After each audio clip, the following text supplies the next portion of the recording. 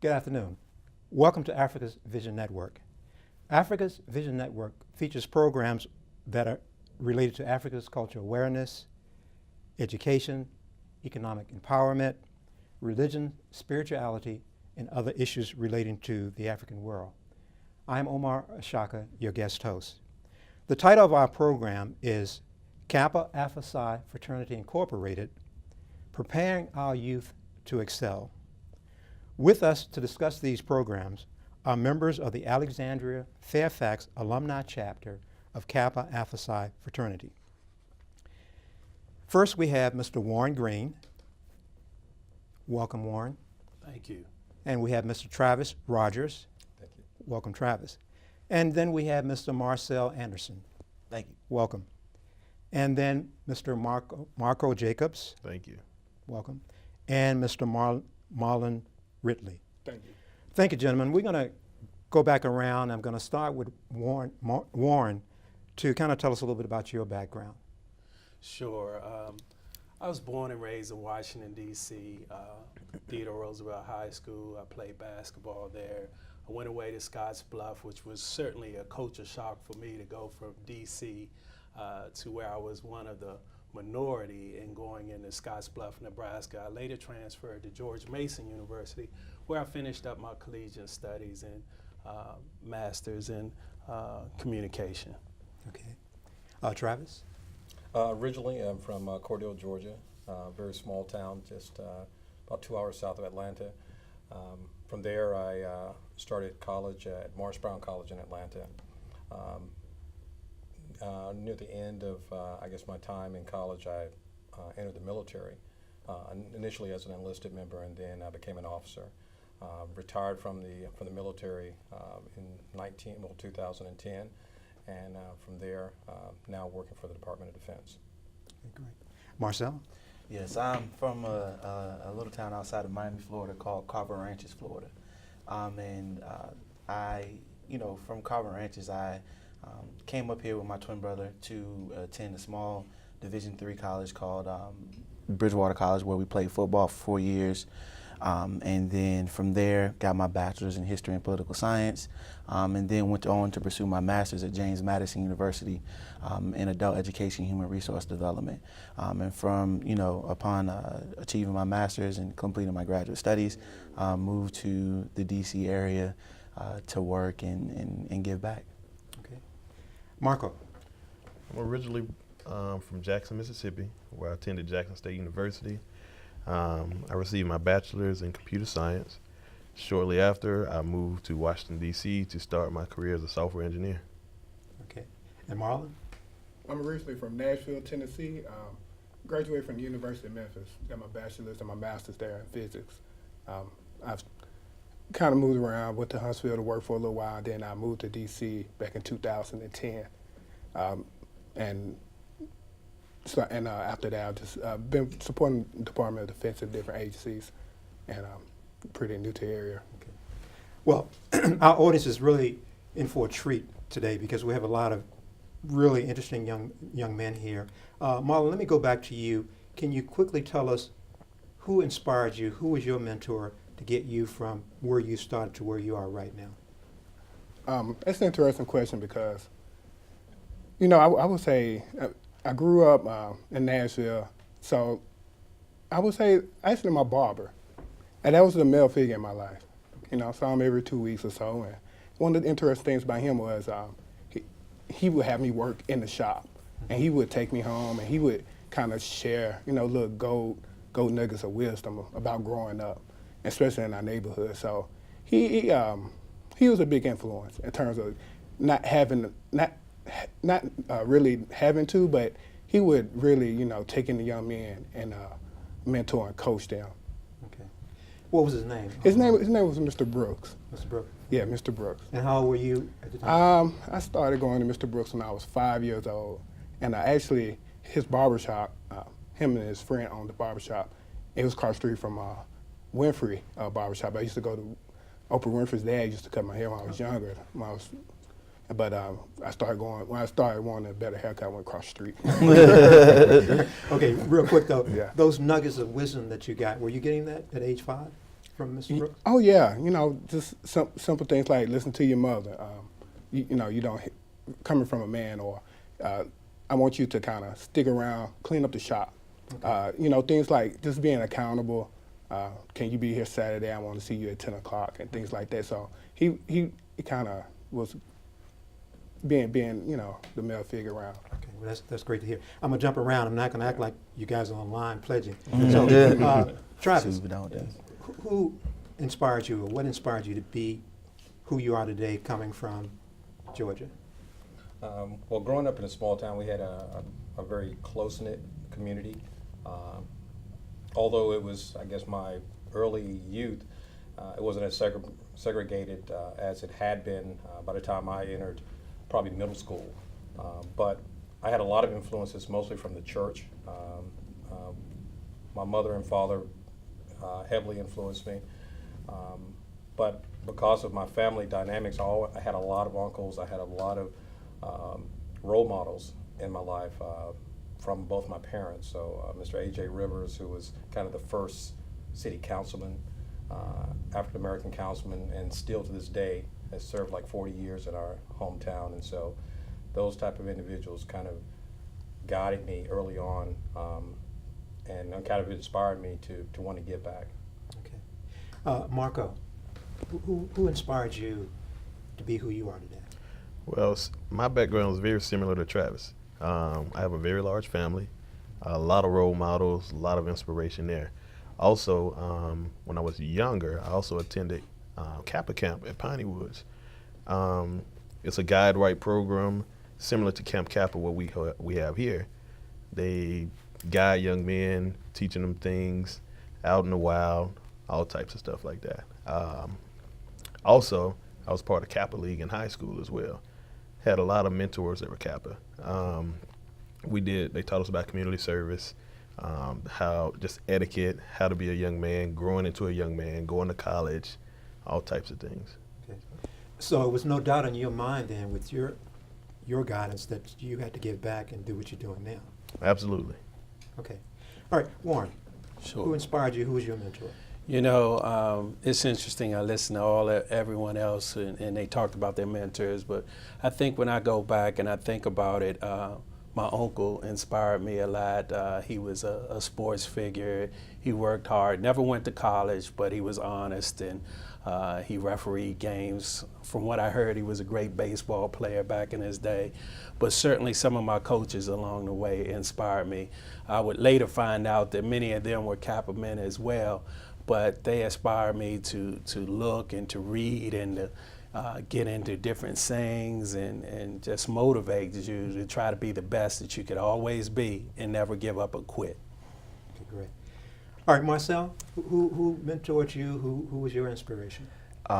So, in sitting here listening to everybody else speak about their inspiration, I kind of drew a lot from mainly my parents and my family. I have a large family, so all my aunts, uncles, my mother and my father, my brothers, and then the community as a whole in Carver Ranches, because it's a small place and everybody kind of knows everybody, and it's very communal in that sense. So, if my neighbor, Mr. Roberts, saw my twin brother and I doing something crazy, he would reprimand us and then tell my mom, and then my mom would tell my dad, and then we all kind of, like it was like a village.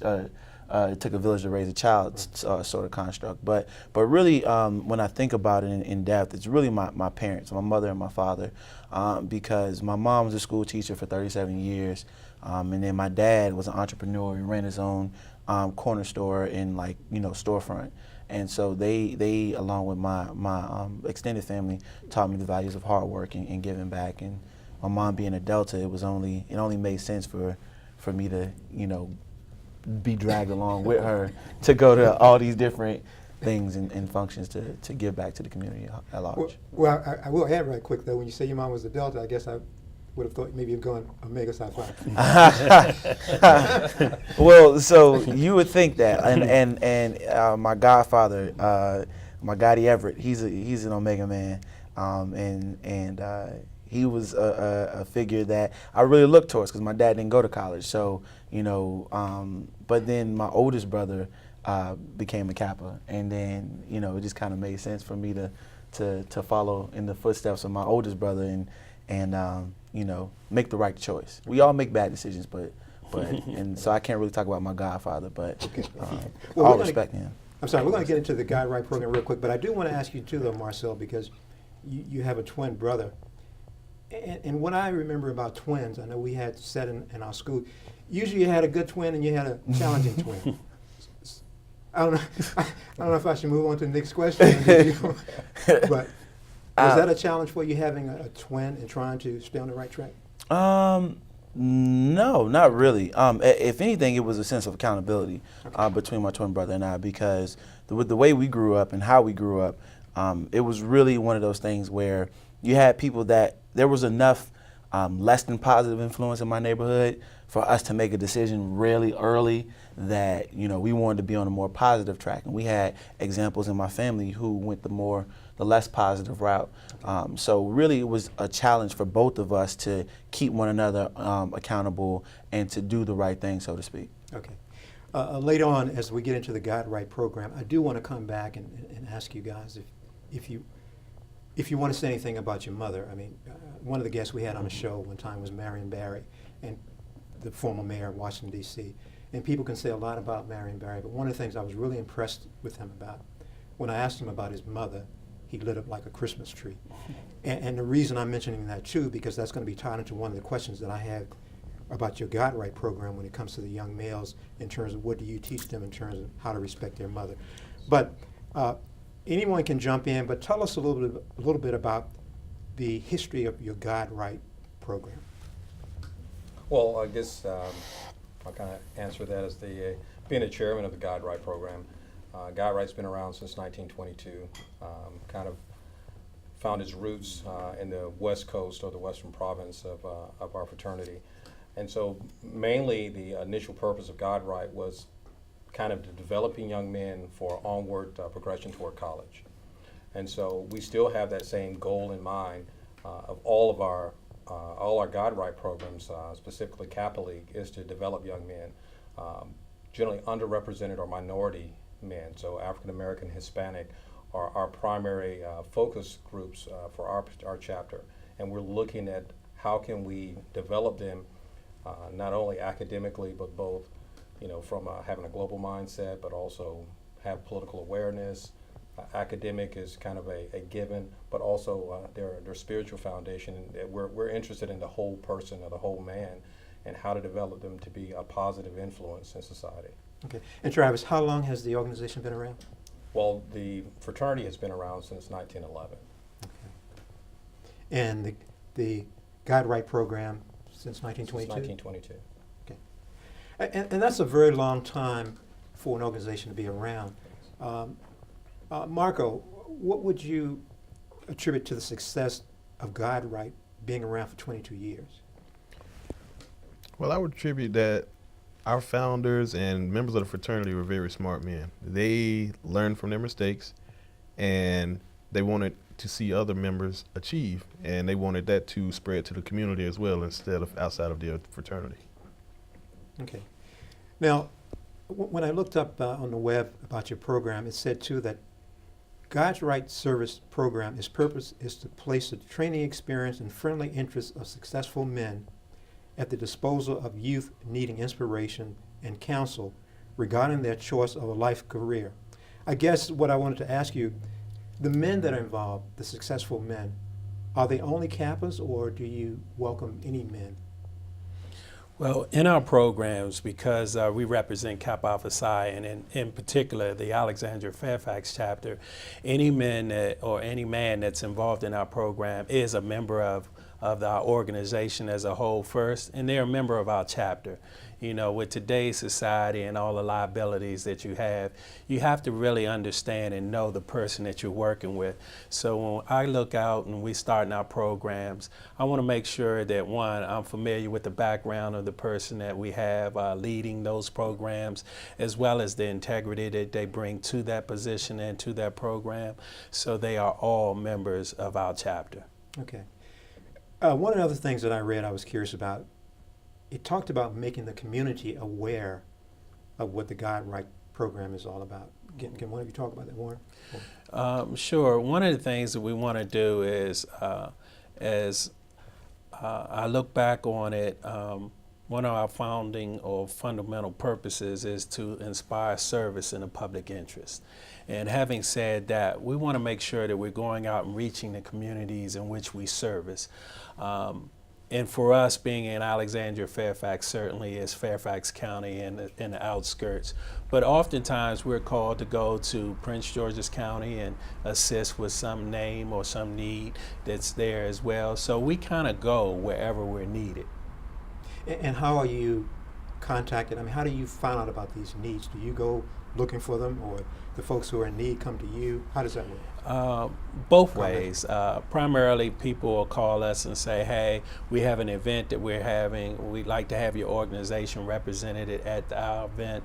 Or sometimes we're looking for service projects that we want to initiate and bring into our chapter as a way of giving back to the community. So one of these men might come to me and say, I have an idea, I'd like to do this or that. And I say, well, okay, let's put together a plan and an action plan and see how it plays out. And let's vet it, and then we'll move with that program. For instance, when Marcel came into the chapter, he had this need and a burning desire to bring Lego STEM program to our chapter. No other chapter in this Washington metropolitan area had a Lego STEM program. And we said, brother, what do you need? He said, well, I'm gonna need some kids. Check, we'll get them. He says, I'm gonna need some robots. Check, we'll buy them. I'm gonna need, some training on it. What do you need? Documentation. So we pulled together a team, he put together a plan, and he executed on that plan. And that plan has actually allowed him to grow his program tremendously over the last 3 years. And Marcel, that sounds very exciting. Can you share with us some of the individuals or schools or organizations that may have benefited from this vision that you had? Yes.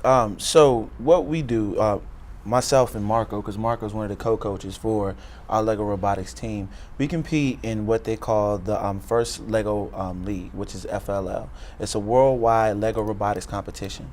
And so with that, we are a community organization team, which means that we exist outside of the everyday school environment. There are a lot of schools, teams that have students that are in Fairfax County, in different parts of DC and all of that. So what we try to do with our team in particular is attach a very community aspect and vibe, for lack of a better term, to it. So we pull kids from in and around Fairfax County, PG County, and DC respectively, to be on our robotics team and to learn and grow within the program. And Marco, the robotic team, I mean, because robotics, that's even just the sound of it is very, very interesting. Kind of spell out what is that really all about, if you can break it down for some of the people that might be in the audience, in particular some of the youth. What is that about? And also if you can kind of emphasize the acronym STEM for those that may not really know what that is. All right. Well, I'll start with STEM. STEM stands for science, technology, engineering, and mathematics. You'll also hear a push now for STEAM, where they want to add art to it as well. So you hear STEAM and STEM, they go interchangeable. Now, with Lego Robotics, we take kids, they're typically given a project or a theme for the year. Like last year, for instance, was natural disasters. So the kids are forced to think about, for instance, how can a robot help prevent natural disasters, or how can a robot help people that have been through natural disasters? Like kids, this forces them to be innovative, right? So it's almost like a science project perspective per se. So it forces them to think about innovative solutions, such as we'll deliver communication devices to, this is one of the ideas that our team had. They wanted to deliver communication devices after a natural disaster has happened so that people can communicate. Or, for instance, they also had how to predict natural disasters, like what robots can be used to predict natural disasters. They had this whole elaborate idea of what if a meteor struck the earth? How does a robot prevent that? They thought about all these things and they put together an idea and they present it. Now the robotics piece, the Lego piece, they're actually learning to build robots out of Legos. So if you're at home and you like building building things with Legos, Lego robotics is for you. They build these robots, and there's a challenge that's about the size of this table. There are different little things on the table where they have different objectives to meet. It may be to lift something, or to push something, or to pick something up and bring it back to this side of the table. But they learn to program the robots to do these things with our instruction. And these are students? Yes. Mm-hmm. What age group are we talking about? 8 to 14. 8 to 14. Wow, that must be fascinating to watch those young minds being so creative. Real quick, it's interesting you mentioned robotics, because I'm thinking about what I saw in the news the other night. They were talking about perhaps a robot might be used to address the Ebola challenge in terms of cleanup. Can you add anything at this time? And I believe that's very early, but can you give our audience a first-hand prediction, so to speak, as to where that might go? I mean, I heard a similar report, and the thing, what we try to do at our program in particular with the students is have them think creatively in and around a problem or an issue. So, for example, one of the things that Marco brought up is the science project for last year. The probability of an impact winter, which is when a meteorite hits the Earth and causes this crazy chain of events in terms of weather, is really high. So we had to have them think about that idea on a global scale. Now the same thing is going on, and these same types of similar types of conversations are occurring in and around addressing Ebola, how to get aid to people in need. All these different types of conversations are things that people get in a room and discuss and attach money to, resources, and bodies and minds in order to accomplish. So in terms of addressing whether or not if a robot or a machine could potentially help with the cleanup or the prevention of Ebola, it sounds really sci-fi and out there, but it's a high probability that could happen, and we could see something occurring in the next 18 months or so. The thing is that, starting that conversation and those wheels turning and that innovation at a very young age is, of the utmost importance, because I'm pretty sure when we go to competition this year, some team might have some idea or some thought process in and around how to address a particular issue such as that. So I do think it's a very real type of discussion, and it's very feasible. Well, it's fascinating to hear you use an 18-month window. Marlon, I want to ask you about achievement. That's a term that's used in the Guide Right program. How does the Kappas define achievement, especially as it's related to your Guide Right program? Oh, for Guide Right, achievement for our students is actually having them execute what we call personal self-development, right? So holding them accountable to their scholastics, holding them accountable for how their relationships are at home and in school, and making sure that they're fluid and more so coping skills of how do they deal with anger and people that may not be like-minded or have a certain trajectory or path in life as them. So how do they maneuver and how do they overcome any challenges, whether it's in school or in the social setting? And so achievement for our students, per se, will be holding them accountable to what they do consider are their goals, either just for their school year or going to college and beyond college. And you'll see a lot of the times that our Guide Right students will start to take on some of the characteristics of the Guide Right program. When they're in college, they'll start robotics teams when they're in college, or they may participate in numerous community events. And then they may also want to join Kappa Alpha Psi Fraternity as an undergraduate or when they graduate as a graduate. And so achievement for our Guide Right program, it starts there with accountability in the high school years of what they see as a goal. And that's a key word when you use the word accountability. How do you, I don't want to use the word enforce, but how do you ensure that the young men and maybe the few ladies that you work with are held, how do you hold them accountable? I guess that's the question.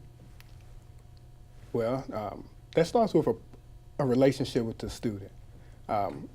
You can't hold every kid accountable for pretty much everything they say. But what you can't, it depending on your relationship. So if we have a relationship with a Kappa Leaguer that's been around since 6th, 7th grade, and they're talking about college, we pretty much know, your grades. We understand your parents. Constant communication with your parents and your teachers as well. And so we understand the kids just as much as their friend would. And honestly, we should know your friends as well at that point, because you should have them around some of the events that we have. And so accountability is more so, letting them open up, sharing, and we'll help coach them to achieve whatever their goals are. And that starts with the relationship we have with the student. Yeah, I got to admit, I'm really enjoying this because, these key words that you're bringing out, when you mention relationship. Travis, I want to ask you this question, because it's fascinating when I was listening to Marcel and Marco in terms of what these kids are doing. Critical thinking, I thought I read somewhere where critical thinking is something that you guys try to instill in the young people that you work with. And there are those out there in our society who feel like African Americans kids, they don't do very well when it comes to critical thinking. In terms of the program, in terms of your experience, can you comment on how you guys work with ensuring that these young folks will be critical thinkers? I think for the most part, I think everyone has the capability to be critical thinkers, but it's the exposure, whether it's from an academic sense or in a social setting, what causes you to think a little more deeply about a situation or scenario other than just taking it at face value. And so part of our program, whether it's our NSBE program for the National Society of Black Engineers, or it's a STEM-based program, or just a Kappa League in terms of leadership and mentoring, we're always talking about different things with the kids. I would say yesterday we did a STEM activity with 3rd through 5th graders. And one of the things we thought about, we introduced to them was just a concept of, an everyday scenario. What is better, $10 off or 10% off? And so we put out these beans in different piles, and we talked to these 3rd and 5th graders about, well, what would you do? What is better for you? What do your parents have to think about? So these type of scenarios to kind of get them thinking beyond just the circumstance of I have money or I have this relationship or situation, whether it's home or in school. We want the kids to kind of take a more holistic approach, and so we introduce the STEM activities and even social activities to kind of bring about, these are the day-to-day circumstances you'll find yourself in, and what do we need to do to be better prepared to make more informed decisions. When you're doing that, through your observation, do you see any hesitancy on the part of the kids, or fear, or an uncomfortable posture that, this is new to me, so, and you can kind of pick it up with some of the students? Especially for the younger kids, and since our programs are, I would say the majority are dealing with underrepresented or minority males, I definitely see that. I think by the time a kid is in our program and they've kind of transited from our junior program to maybe Kappa Leaguers, they have a little more confidence, especially dealing with adults and adults that look like them, which I think is an important aspect of our program, is to see an image of yourself in someone else and see what they've achieved and what they have become, and that they want to sow into you. I think that's a critical aspect of our program. But in the younger kids, I see a lot of hesitancy. Like a question I posed to some of the group members yesterday was, basically I asked them, who's the smartest person in the room? And I had one young man who's a 4th grader. He immediately raised his hand. And you could see him thinking about it. But the other young men, equally bright, they were all participating. They were hesitant in terms of, am I really smart, or how do people view me? So we had a conversation, very brief, about confidence and not being afraid to participate, but also to show that you are as good as your peers. And so talking about that, I think, is invaluable for our young men to hear that and have someone show that confidence in them. And so we try to do that in our program, to kind of instill that desire to want to achieve and be better, but also to understand that, hey, I am valued and I can do as well as as my peers. And real quick, so you feel that they understand the concept of confidence based on how it's presented to them? Yes. Okay. Yes. All right.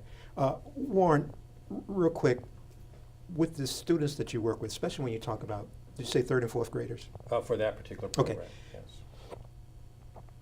Are these students used to seeing black men giving them guidance and training? I mean, Well, I wouldn't say that they're used to it, but I think that they've come to understand what it is that we as an organization bring into the community. And it's been a long-standing relationship. So our key is, and our goal is always to get these youths to understand that people who look like they do are successful in many different walks of life.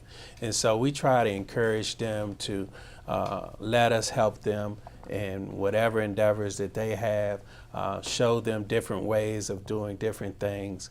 But more importantly, we try to open them up to doing things in different ways. So some of these kids may have never even taken a field trip. So we try to make sure that we give them a field trip, that we take them to museums, that we talk about current events in the world, that we expose them to how they should react if they're getting stopped by a police officer, and help them with life skills, because that's what it's really about. And then we try to show them that we're giving back to the community, and we hope that one day when they get older, that they will be good citizens and give back to the community as well. interesting point, Warren, when you talk about teaching them how to deal with the police. Can you share with us, did you discuss the Michael Brown shooting in Ohio? Yes. With some of these young folks.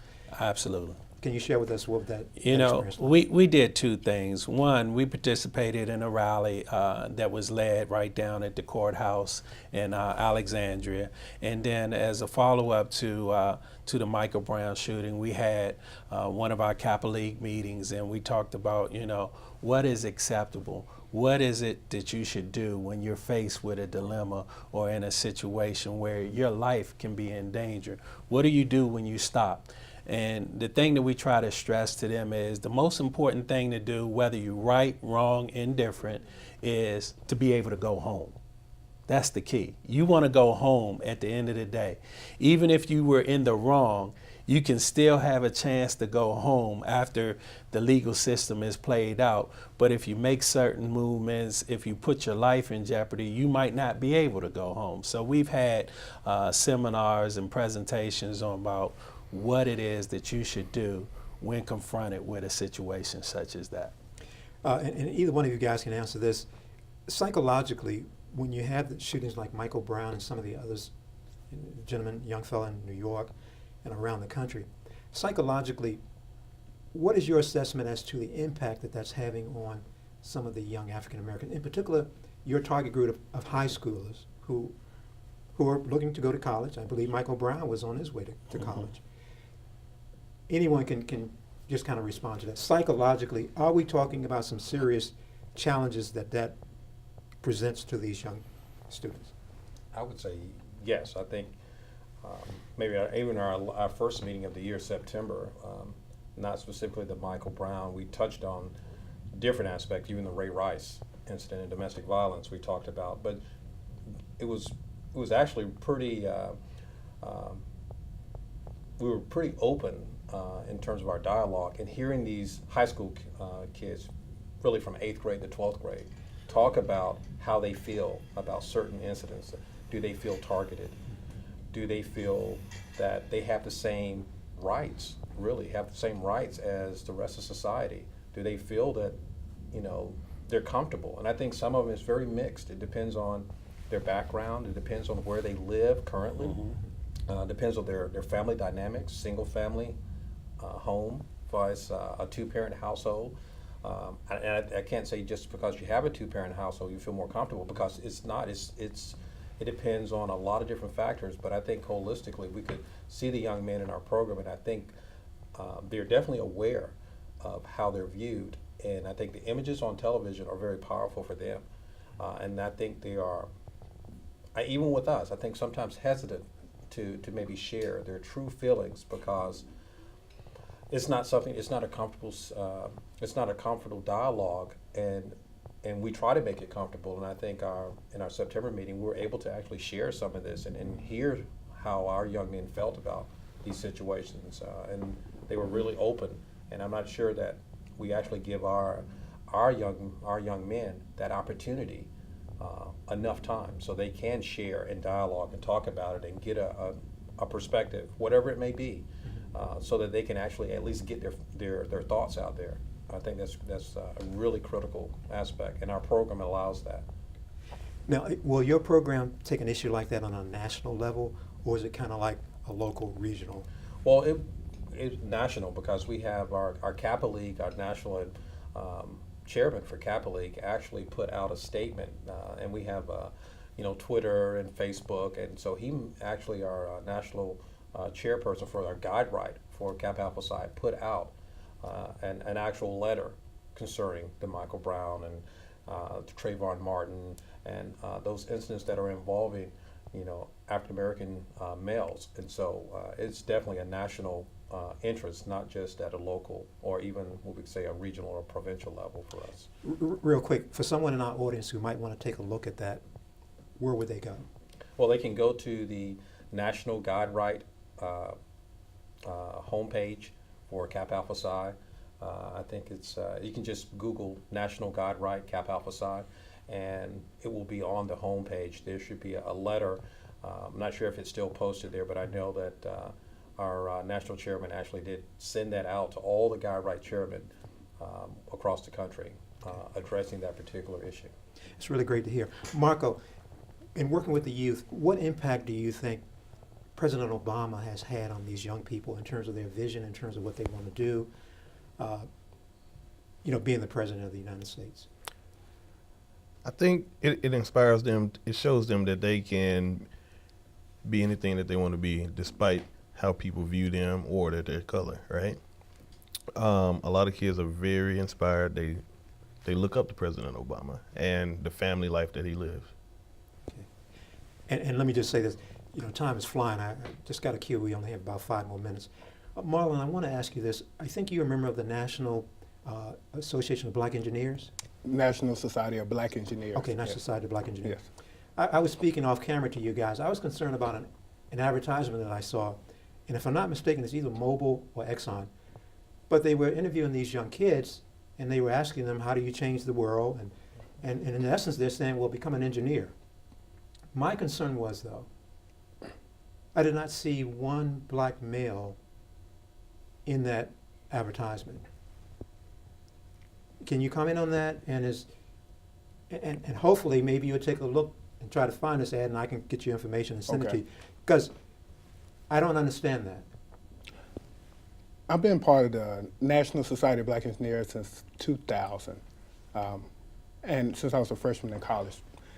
And my exposure to them was, I didn't know what I was doing. I just joined the society at the time, and we went to a fall regional conference they have, and it's about 2,000 people. And the image of that conference is they're all black people, and they're successful engineers, graduate students, professors, and we talk about jobs and your career path and things like that. So that got me hooked into NSBE at that time. Concerning that commercial, that's why we have organizations like NSBE, because when you go to like the national conference, it's 25,000 people that go to that conference. Dignitaries, 120 graduate schools, nearly all Fortune 500 companies are associated with that, with the National Society of Black Engineers, and they recruit there on the spot. So when I take students to these conferences, I make sure that, even in high school, I make sure that they have resumes. I want them to talk to the Booz Allens and the Exxon Mobils and the Microsofts. And the platform that NSBE gives, any school, church, our organization is a platform to let children compete nationally, regionally, and see other kids like them build robots, to build software. I've had students that have competed from Memphis, and they've been invited to come to DC to compete in a Microsoft software event. And we're talking about, in some of the, I worked in some challenging areas in Memphis, and we were invited to D.C., Pittsburgh, you name it. So I could say that the image of kids can change through platforms like NSBE and Kappa Alpha Psi. Well, you know, I always do this on the show, I just think that, I mean, you used, the word accountability was used today. And an ad like that where there's no black male, personally, it just kind of concerns me. And Marcel, let me ask you this real quick. For those people like Ray Nagin, the former mayor of New Orleans, Jack Johnson, the former executive of Prince George's County, were very successful, but somehow they failed and found themselves in prison. Do you talk prevention with some of the youth that you work with? Do you use those kind of individuals as examples? Because I know sometimes, again, I mentioned earlier that when Jesse Jackson had his the child out of wedlock, Maxine Waters said, "Don't touch Jesse Jackson." Sometimes we don't want to. We want to hide the negative. Real quick, because we only got about 2 more minutes. Yes, I think what we try to do with our program is to really show the students on a large scale the model of we're human beings and we try to live the best life that we can. In doing that, we do speak about those different issues to reinforce the fact that, you know, it's not necessarily the person that the person in power is a person still, Okay. you know. Okay, well, and I'm sorry, we're going to have to wrap this up, but look, I want to thank you very much on behalf of Africa's Vision Network. I want to thank you on behalf of the African American community and on behalf of the United States of America, because you guys are doing something very powerful. Hopefully there'll be more exposure, and we'll have to have you back. So I want to thank you very much for your time and all the great work that you're doing, and we really appreciate you coming in and sharing with us.